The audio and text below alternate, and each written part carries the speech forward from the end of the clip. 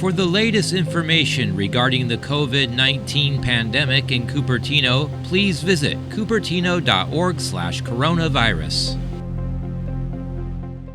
Good morning. I'm Hillary Armstrong. I'm a Public Information Officer with the County of Santa Clara. Thank you for joining us this morning. We are here today to provide you with updated information about the expansion of vaccine access and eligibility in Santa Clara County.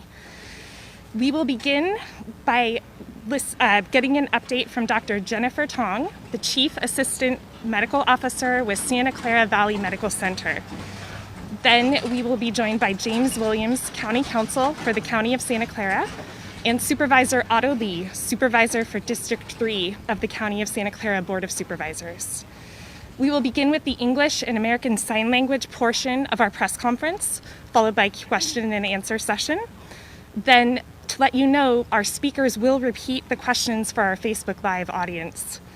They will be followed by statements from the podium in Spanish, Vietnamese, Chinese, and Tagalog. Thank you very much. With that, I want to hand it over to Dr. Jennifer Tong.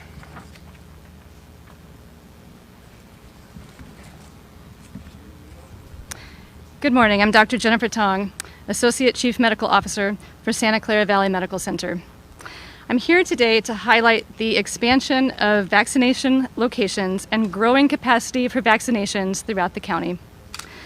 Santa Clara Valley Medical Center, our county health system, is leading the way to increase access for our community. To date, Santa Clara Valley Medical System has provided 32,352 first doses and 6,594 second doses. Our system alone has established 5 vaccination sites, including 2 mass vaccination sites, one here at Burger Drive and one at the Santa Clara County Fairgrounds. Next week, we will open an additional location in Mountain View. Our system alone vaccinated more than 3,000 individuals this Monday, more than 4,000 this week on Tuesday and Wednesday each, more than 5,000 yesterday, and we have more than 6,000 appointments scheduled today. So we are ramping up very quickly. The site here at Burger Drive, opened on Tuesday, has daily capacity for more than 1,300 vaccinations. This builds on the capacity at our Valley Medical Center clinics and the fairgrounds, where we can serve more than 1,800 people per day. We expect to open a 3rd mass vaccination site with even greater capacity. The biggest constraint we are facing right now is the availability of vaccine. We really need a stable and predictable supply to be able to predict our capacity and expand our capacity in the future. Due to this limited and unpredictable supply, we continue to need to limit eligibility for vaccination. Currently, our Santa Clara Valley Medical Center sites are vaccinating any healthcare provider who lives or works in Santa Clara County, as well as individuals over the age of 75 who live here in Santa Clara County. As soon as more vaccine becomes available, we will increase access further. For those who are eligible currently, we encourage you to go to sccfreevax.org to schedule an appointment. With that, I'd like to introduce our County Counsel, James Williams, for an overview of where we stand overall in our county with regard to vaccine eligibility and distribution. Thank you, Dr. Tong. Good morning, everyone. I'm going to speak for just a few minutes about the overall vaccine situation. And we recognize we're in an environment of changing federal and state information daily. And it's extraordinarily frustrating for us here locally and, of course, for residents in the community. We learned a few days ago, for example, that the federal government was going to release stockpiles of vaccine that were being held for second doses. We learned this morning no such stockpile exists. This throws into chaos expectations around vaccine delivery. Similarly, at the state level, guidance has changed almost on a daily basis, sometimes even more frequently. And we're operating in an environment where here locally as a county, we don't have visibility into what all vaccine providers are doing, what vaccine they have on hand. That's because some vaccine providers are getting vaccine directly from the federal government, such as the CVS Walgreens partnership that is supposed to be responsible for vaccinating the most vulnerable residents at our long-term care facilities. These are the folks with the highest fatality rates, one of the most concerning populations that needs to get vaccinated right away. That's a federal program, a federal partnership, and we don't have visibility into what's happening there. The state directly distributes vaccine to what they call multi-county entities, such as Kaiser and PAMF. Kaiser and PAMF are responsible for the majority of Santa Clara County residents. The majority of our residents are their patients, and we don't have full visibility into what they are doing. Nonetheless, our commitment here locally is twofold. First, that the county health system is going to continue to do everything it can, more than its share, as it already is, as it already has, as Dr. Tong has already described, the over 32,000 first doses that have been administered by the county's own health system, the capacity that's ramping up by the thousands daily this week and will continue to ramp up moving forward, the 2 mass vaccination sites directly operated by the county's health system. That work is just phenomenal, and I want to commend Dr. Tong and the entire team that's working on standing up all those sites and operating them, the county disaster service workers, the entire strength of the county's health system, the investments that county residents made over many years in the acquisition of 2 additional hospitals, the capacity that we've had to have a public health system that can actually deliver shots in arms in a way that very few governmental entities in the United States can do. And so that capacity will continue to ramp up. We're going to continue to try to get the data that we need from entities like Kaiser and PAMF. We know people want to know that information. And as soon as we can get that and we can put that together, we'll put that on our website and make that available. But it's been a challenge. You know, this pandemic has been one of such extraordinary challenges across the board under a federal administration that, frankly, for 4 years has seemed to mess basically everything up. And that's been true on the testing front. It's been true on the containment front with this virus, and it's turning out to be true here on the vaccination front. And we're hopeful that with a new administration coming, it's scheduled, but here's our current best available information on what the situation looks like on the ground here in Santa Clara County. First, go to sccfreevax.org to look up and see how you can schedule appointments with providers for those providers serving Santa Clara County residents. Second, our current eligibility here in Santa Clara County is all healthcare workers in the state's Phase 1A, as well as for most systems, individuals age 75 and older. We understand Kaiser's making some limited appointments available for those 65 and older, but the other providers in the county, it's for persons age 75 and older. Why is that? Well, you heard Dr. Tong describe a few moments ago, our biggest limitation is the number of vaccines that are coming in the door. And when we schedule appointments out for several days in advance, these slots get all filled up. People expect that when they show up, there's a vaccine to actually administer into their arm. And so the vaccines that we have, they come, we don't get shipments every day. They come in bulk quantities, and then they get expended over the next few days based on the scheduled appointments. So we're going to continue to expand our local capacity. We're going to continue to urge the state and federal government to provide more vaccines and a more predictable supply of vaccines so that we can continue to schedule people out. And we're going to continue to provide the best information that we possibly can, and it'll get more and more robust as we get better reporting from other providers at our website, sccfreevax.org. With that, I'm going to turn it over to Supervisor Otto Lee from the Board of Supervisors.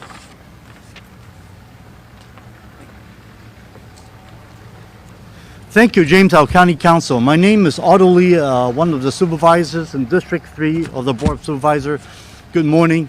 Very nice to have honored to be speaking with you today regarding our COVID response and our vaccination situations. As we all have heard in the news, the average death rate of the United States is now 4,000 deaths a day.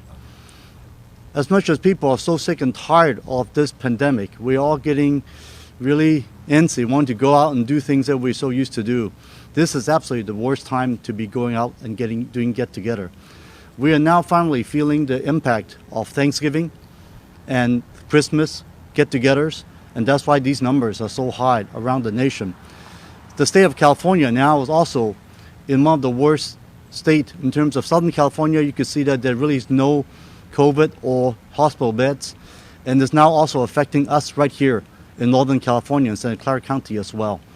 Our ICU beds numbers are often below 10% on a daily basis. And we could see that this number is not going to plateau unless we all work so hard together to stay socially distanced, wear masks, and unless absolutely necessary, please don't go out and gather. One thing I would say is that it is the light of the end of the tunnel, proverbially, is really at hand. The vaccines is finally here for the past month. It certainly took us a while to get the ramping up of the program going. But the good news I have is that we are getting up to this 6,000 vaccinations capacity a day just from our Santa Clara County alone.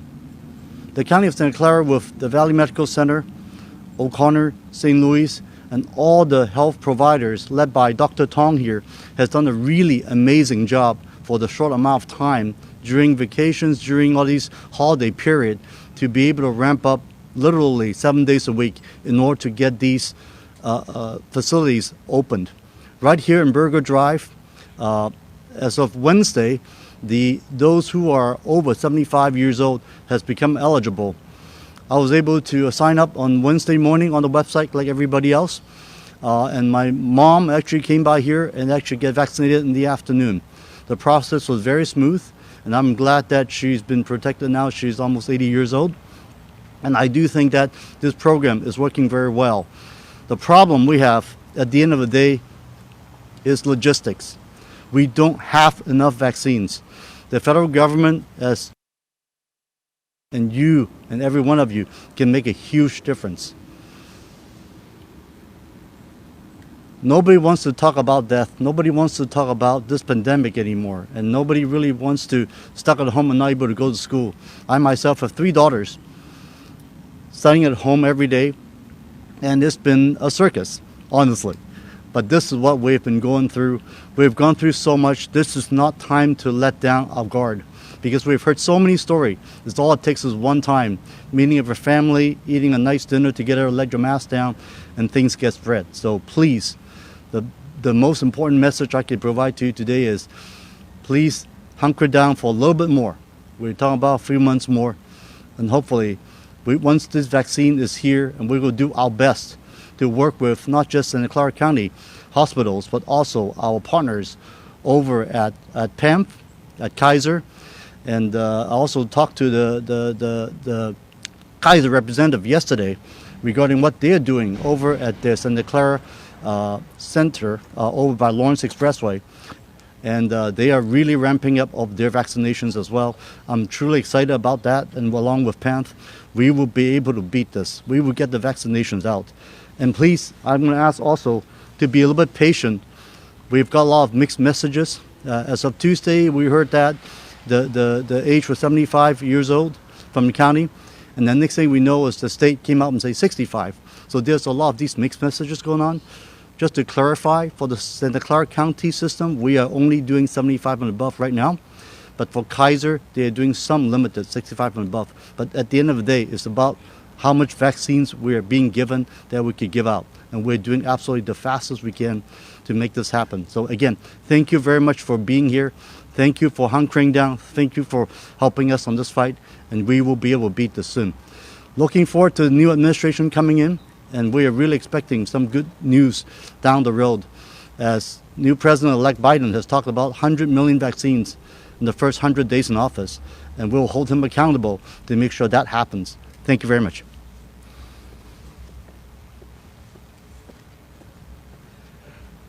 We'll now go to questions and answers. We will start with ABC 7.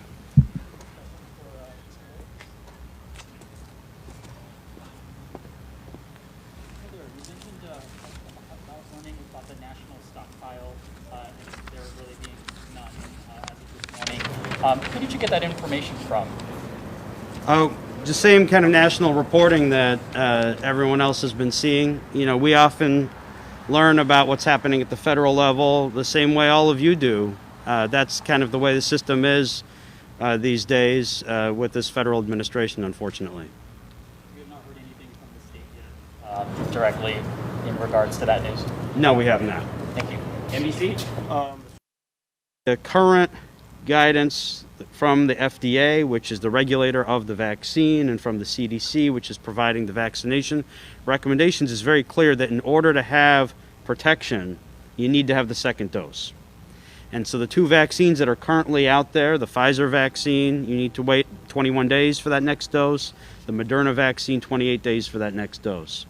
And the full protection doesn't kick in until actually several days after that second dose. And so every second dose that we get is spoken for because it's based on first doses administered. And we are already administering second doses. We're actually very pleased that those folks who were able to get first doses at the beginning, mainly people working in our acute care hospitals, are now getting their second doses under that timeline. But it's important, once we administer a first dose to somebody, we've got to make sure we've got that second dose there a month later so that they can get it at the right time in order to have the efficacy. Now we're a little hopeful. We're seeing the same news I think all of you are, that there might be some other vaccines that might come on the market in the coming months that may only require one dose, and that would help a lot.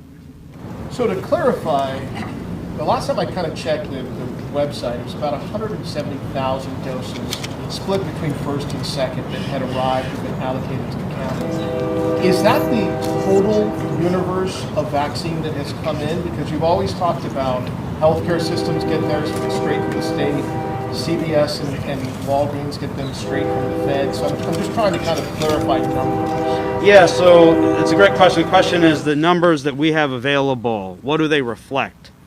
And the answer is it's incomplete data. So we only know some of the allocations that are coming in to providers in the county, and we're able to have them report some of that information to us. But let me explain a little bit further. So we obviously, although we're starting to get some data from them related to doses administered here in the county, but that information is still, we're not confident is complete. And so that's partial information. We don't know how much vaccine has come into the county and is being administered by other federal providers like the VA hospital, for example, which we understand is providing vaccine to Santa Clara County residents who are VA patients.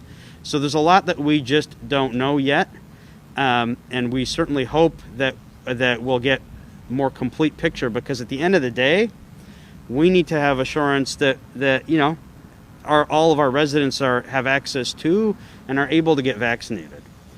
But the crux of the challenge with that is the majority of our residents are patients of Kaiser and PAMF alone, and those are entities that are receiving direct state allocation.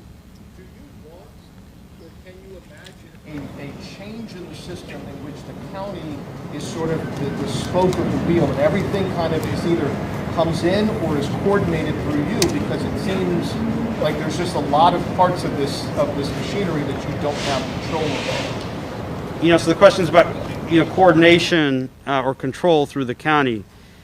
I think the key is awareness. What's happening? So it's that data and awareness that's pivotal. Back left. Internet systems are seem to be failing for some seniors who are trying to get through and make an appointment. So the question was, why are some websites or phone systems failing? My understanding, so I understand that I think Kaiser and Sutter Health's websites and so forth went down. I think it's demand. I think that there's a tremendous demand for this vaccine, which is a great thing. People want to get vaccinated. And so when open to 65 and up population, that's such a large population in our county, that's well over 300,000 individuals.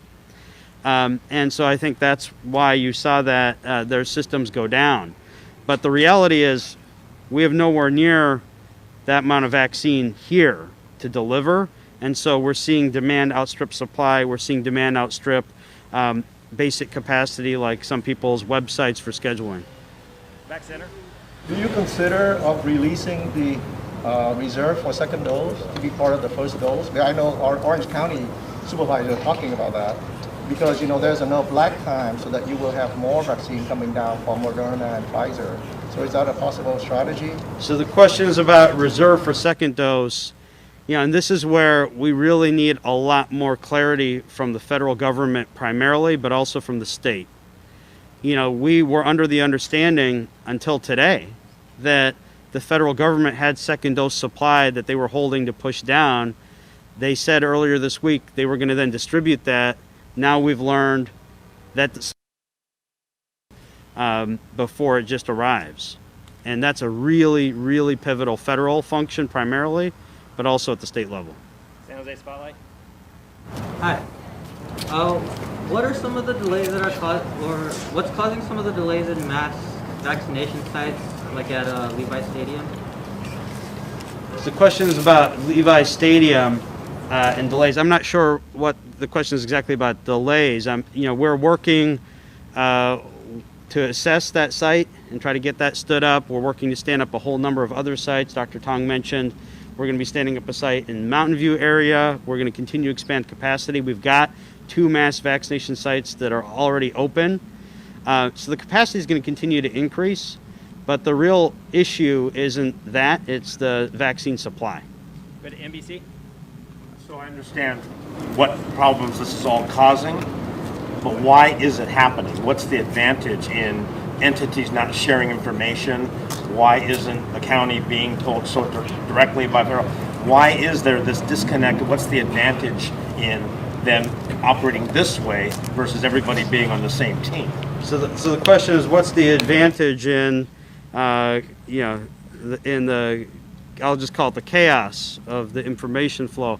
I don't think anyone thinks there's any advantage. But I think you should probably ask your question of some of these other systems and of the state and the federal government. I